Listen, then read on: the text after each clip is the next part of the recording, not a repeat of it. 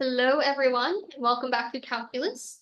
So this is our ninth video, and it is where we finally get to introduce the main object of study in calculus, which is called derivatives. Okay, so our main sort of thought process is we know that slopes of lines are really important features. They tell us how a function is changing over time. It tells us a lot about lines and applications of lines and so forth. And it's a really convenient tool to be able to talk about.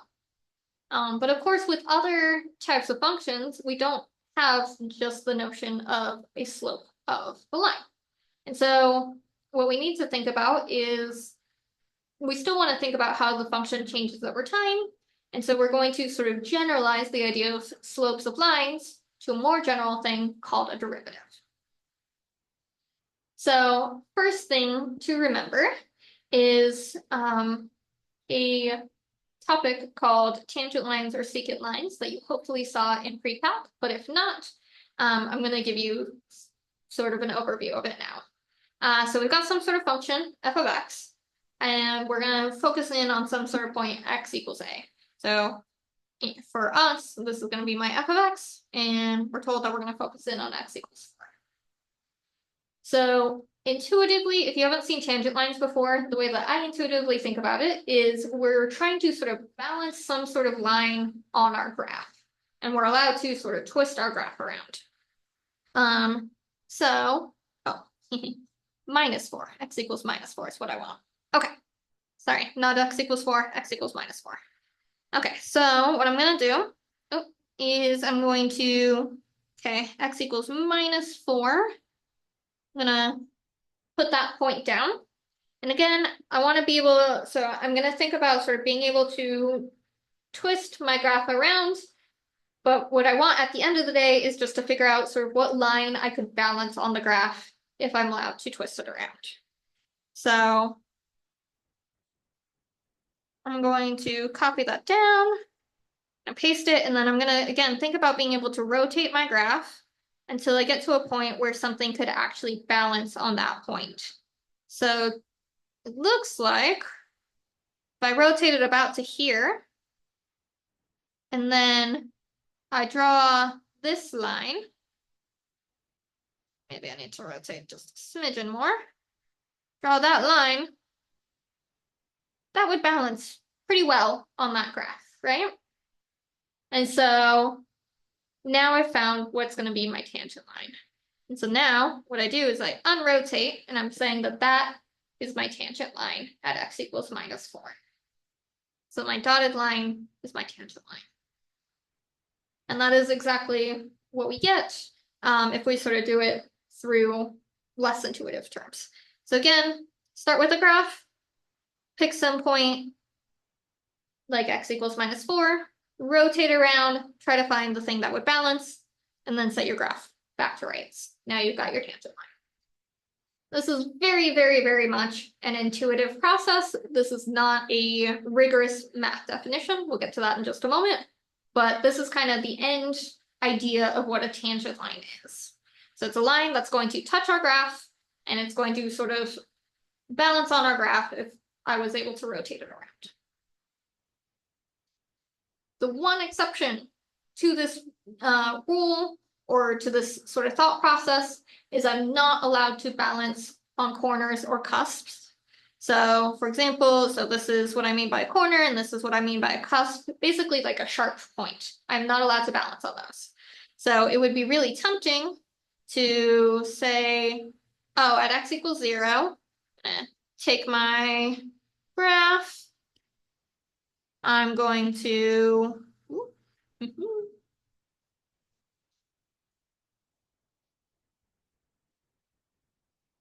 take my graph, I'm going to sort of rotate it around, and then, oh, it looks like this would be the line that would balance.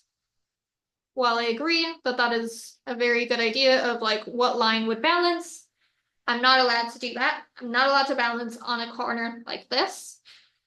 So in fact, anytime you see a corner like this and you're asked to sort of balance a line on it, say, nope, I'm not allowed to. The tangent line actually does not exist there. And the reason for that is that rigorous definition that we're about to get to.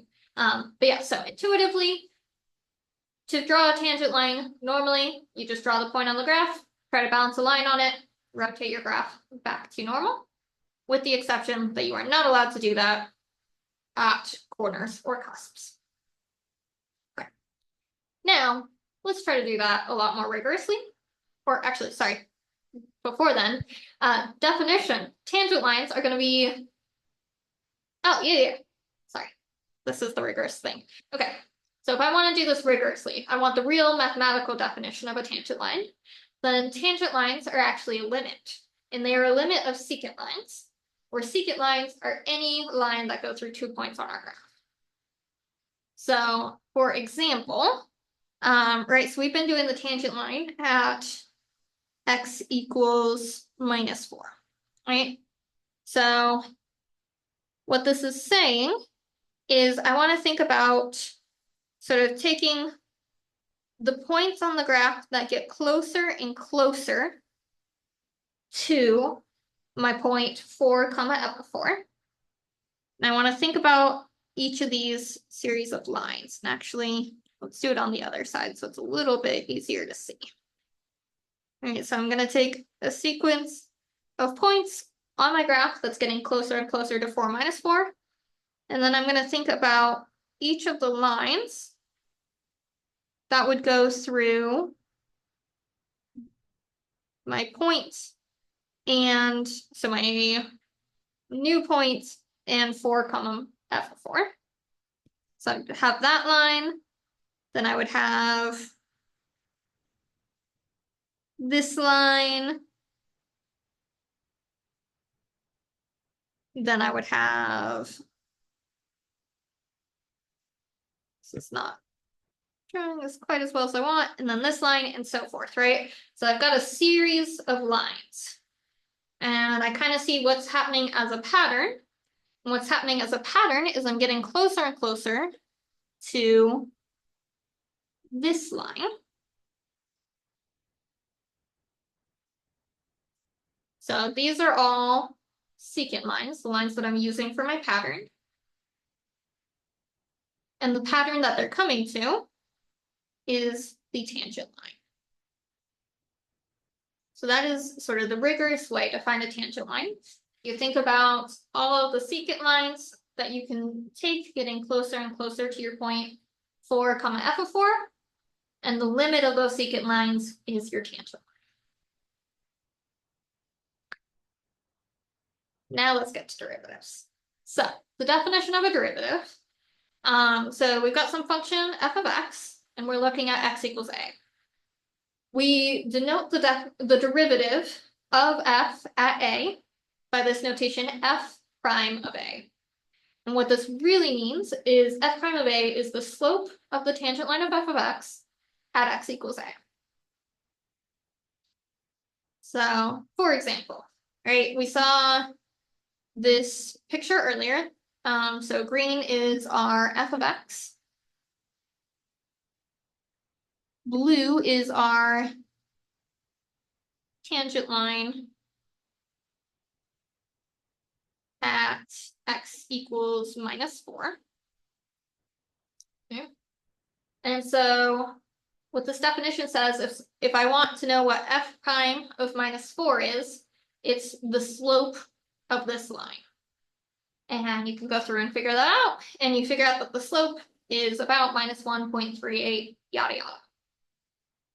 So f prime at -4 is the slope of my tangent line at -4.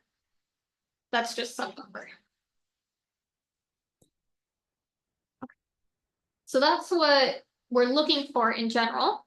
But we want to be able to actually calculate this. Like I said, you can look at it and figure out it's -1.38, yada yada. But how did I look at that and figure that out? That's really what we're spending the rest of the video on. So the way to do this carefully is we need to go back and think about that definition of tangent lines. So f prime at a is equal to the slope of the tangent line at x equals a. And we said that tangent lines are just limits of secant lines. So the slope of the tangent line should be the limit of the slopes of secant lines. And in particular, right, so I'm going to be thinking about at some x value a, let's say a secant line is going to go through both or 2 points on the graph. It's going to go through x, comma f of x and a, comma f of a, right? So I need to think about sort of 2 different things. And then because I want my secant lines to get closer and closer to my tangent line, I need to think about the second point that I'm looking at. I need it to get closer and closer and closer to my value of a, right? So I should take the limit as x goes to a of the slope of the tangent line that's through both a, comma f of a and x, comma f of x. Right, so my secant line needs to go through 2 distinct points. And then I need to get my secant lines closer and closer and closer to my tangent line. Okay, so if you look at it, the secant line that goes through x, comma f of x and a, comma f of a, its slope, right, we know, just rise over run, or difference of the y values over the difference of the x values. And so this is one formula for how you can find the derivative. So f prime of a is going to be equal to the limit as x gets closer and closer to a of f of x minus f of a divided by x minus a. This is one way that we can find derivatives. Equivalently, we could also do, you'll also see this version of the formula, which basically it's the exact same thing. It just thinks about x as being a plus some amount h. So h is kind of how far away x is from a. And so instead of thinking about this is sort of an x-centered derivative, you could rewrite everything in terms of an h-centered derivative. So we could think about h getting smaller and smaller. So we're thinking about our secant lines being built out of points closer and closer to a. And then you would do f of a plus h minus f of a over h. So either way, either of these 2 formulas is going to get you to the exact same place. It's just going to algebraically look a little bit different. So these are our 2 formulas. These are sort of our key formulas for today. So these are our most important formulas for a good minute here in calculus. Okay, so let's go ahead and see an example of using these. So I want to think about f of x being x squared plus 4, and I want to use limits to find f prime at 3. And let me take both of my, right, so I've got 2 formulas. I've got the formula f prime of 3 should equal the limit as x gets closer to 3 of f of x minus f of 3 over x minus 3. That's version 1 of my formula. And then version 2 of my formula is it would be the limit as h goes to 0 of f of 3 plus h minus f of 3 over h. All right, so I'll go ahead and go through and do this with both of those versions of the formula, but both of them will work. So first version of the formula says that f prime of 3, again, equals the limit as x goes to 3 of, f of x is x squared plus 4, minus f of 3 is 3 squared plus 4, over x minus 3. Okay. So that's the limit as x goes to 3 of, let's see, x squared minus 9 over x minus 3. And then here's where I need to remember some of my tips and tricks for doing limits, because I can't just do quotient law, because that would make the denominator be 0. And so I'm going to go ahead and factor out my numerator. So I get the limit as x goes to 3 of x plus 3 times x minus 3 over x minus 3. I'm going to cancel those out for the sake of doing my limit. So I'm going to get the limit as x goes to 3 of x plus 3. X plus 3 is just a polynomial. So I know that since polynomials are continuous, I can just go ahead and plug in the value. So I can plug in the fact that x should be 3. So I get 3 plus 3, or I get 6 as my value for f prime of 3.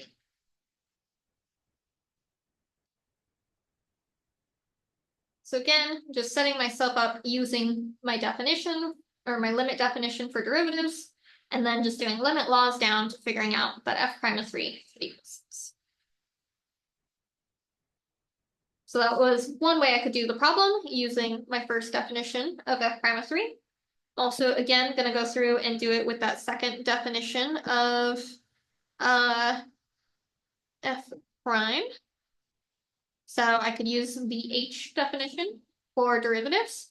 So that would give me I would have the limit as h goes to 0 of, okay, f of 3 plus h, that says take f of x and replace x by 3 plus h. Okay. So that's f of 3 plus h minus f of 3 squared plus 4, okay, over h. Okay. So now I'm just going to do limit laws to clean this up. So this is the limit as h goes to 0 of 9 plus 6h plus h squared plus 4 minus 9 minus 4. So just kind of foiling out and then also distributing in my minus sign. Okay. Then if I simplify my numerator a little bit, looking at the limit as h goes to 0 of 6h plus h squared over h.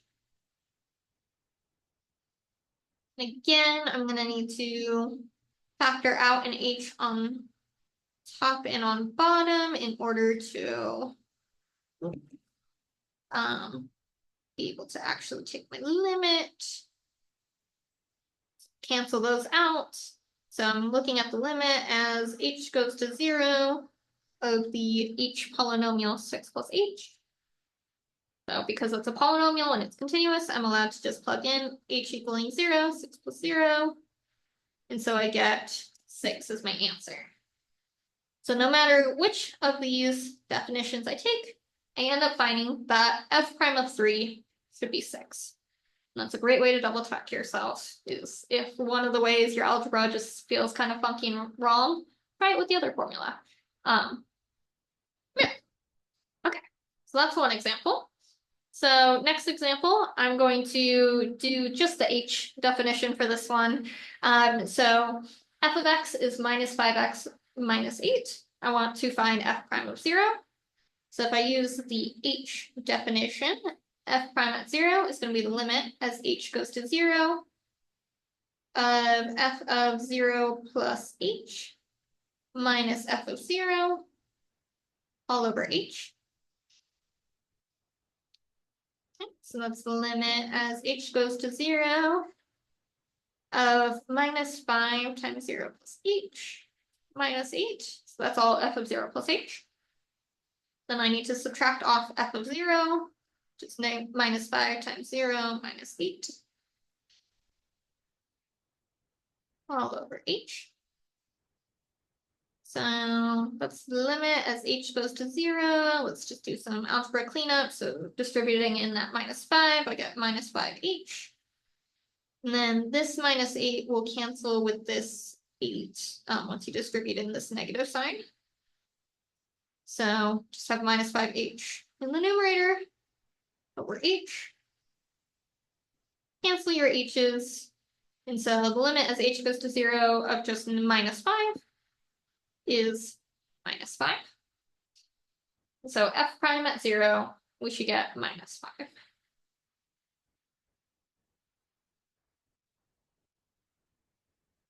Like I said, you can always double check by using the other definition. So the other way to set it up, and you should still get to -5, would be using the sort of x-centered definition. So letting x get close to 0. So that's my a value here. And you would do f of x minus f of 0 over x minus 0. And again, if you sort of go through and do that and use all of your limit laws, you should get down to your x or f prime of 0 being -5 as well. One more example for me to show you, and then I'll let you do an example. So if f prime of x, or sorry, if f of x is the absolute value of x, we want to use limits to find f prime of 0. So this is a little bit tricksy. This is not being super nice to you. So let me sort of start out naively and see if we can figure out where the issue ends up coming up, right? So I'm going to use the x-centered definition. So f prime of 0 should be the limit as x gets closer and closer to 0 of f of x minus f of 0 divided by x minus 0. Okay, so far so good. So this is the limit as x goes to 0 of the absolute value of x minus 0 divided by x minus 0. In other words, this is the limit as x gets closer and closer to 0 of the absolute value of x divided by x. Okay. So this is where alarm bells should start ringing. And it's because we're taking sort of a limit that involves the absolute value of x, and we're taking the limit as we get closer and closer to 0. That is possibly a problem, right? In particular, if you sort of think through this carefully, right, so we want the overall limit, so we need to sort of think about left and right limits. Okay, so limit as x goes to 0 from the right of the absolute value of x over x. Okay, that would be limit as x goes to 0 from the right. So if we're going to 0 from the right, then the absolute value of x is just x, right? Because we have positive x values, we're going to 0 from the right. And so the right limit seems to be 1. On the other hand, if I looked at the left limit, as x goes to 0 from the left, if x is going to 0 from the left, then the absolute value of x isn't x, it's minus x. So my left limit should be negative x over x. And so I'm going to end up getting -1 as my left limit. In other words, my left and my right limits don't match. And so this limit actually does not exist. In other words, f prime of 0 does not exist. And actually, in fact, this is something that we already talked about in this video, right? We already actually talked about you have a function like the absolute value of x that has a corner. We weren't allowed to draw a tangent line on it. Basically, the idea is that the secant lines, if you take the limit of the secant lines coming from this side, you'll get a different limit than if you take the secant lines coming from this side. And so we really don't have a tangent line at x equals 0, and thus we don't have f prime of 0 because we can't talk about the slope of a non-existent line. But this is sort of algebraically why we aren't able to do that. Okay, so last example, using the function f of x equals square root of x. Go ahead and pause here and try to find f prime of 4. Sorry, I already have it on the screen here, but what you should end up getting is that f prime of 4 is equal to 1/4. And just remember that you may need to use some of your tips and tricks for limits. All right, thanks everyone.